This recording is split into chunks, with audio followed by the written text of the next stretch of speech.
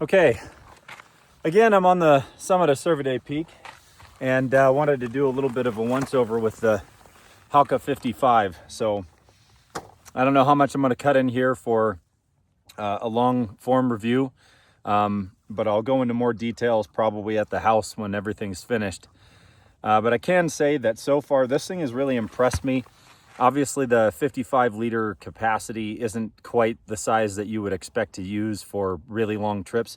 And I mean, it shows.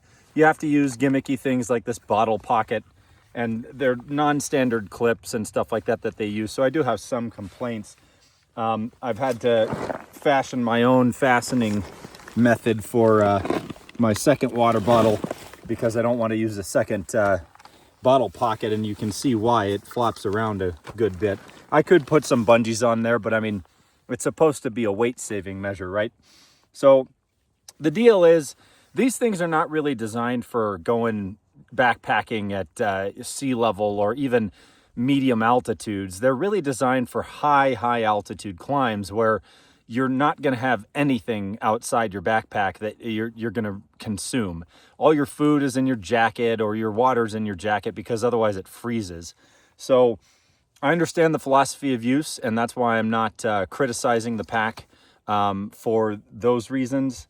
But I have to say that if you're going to use it for both high altitude and for low altitude, it does do an okay job doubling at low altitude, as long as you get the correct accessories to put on it. And it does work with quite a lot of different products out there, as I'm learning.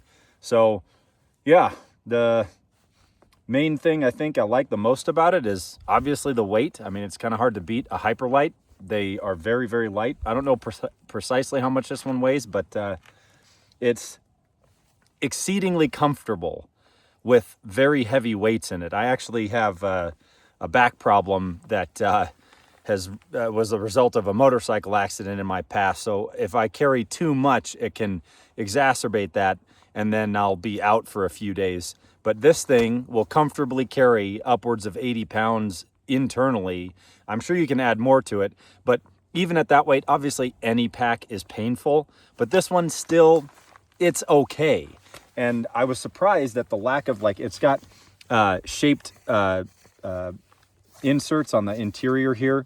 I've got it packed up right now, so I'm not going to take it apart, but you can, I assume you can bend those. That's something I haven't tried, but I'm going to find out eventually. But the shape, you know, it's moderately up against your back.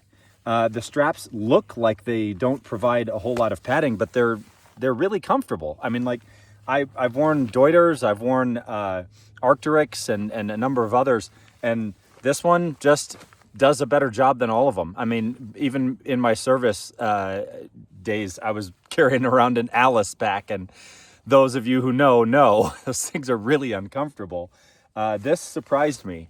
One of the other features I really like is that the belt is removable. There's a Velcro in there that you can, I mean, I use a wood spoon to get in there, but you can pull it straight out. And I opted to put in one of the hip belts with 2 pockets for carrying snacks and stuff. I've also got a little extra pouch.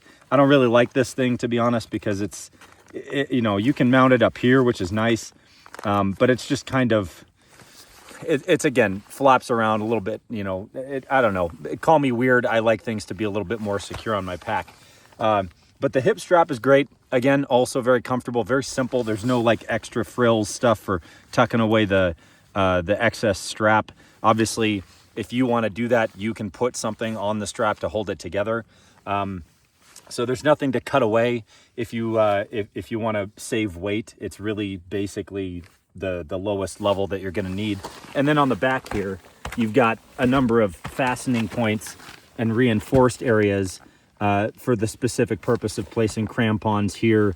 And then my ice axe I'll put in this bungee on the top, and then the head of it inserts here with the buckle holding it in place. And it's got some cinch straps on the outside and some areas to mount more things vertically. So I'm still learning exactly what the methodology was when these guys created this thing. And when I go to climb Everest this year, I'm sure I'm going to learn even more.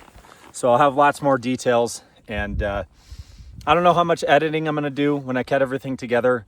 I'm not really a videographer, but obviously if you're watching this channel, it's not because you are expecting me to make really high quality, like gimmicky videos. I'm just here to try to tell you the facts as I see them and give you some information so that you don't have to go and buy things like this, and you don't have to go and do hard climbs unprepared. That way you know at least some semblance of what you're going to get yourself into when you purchase equipment like this for this kind of recreational activity.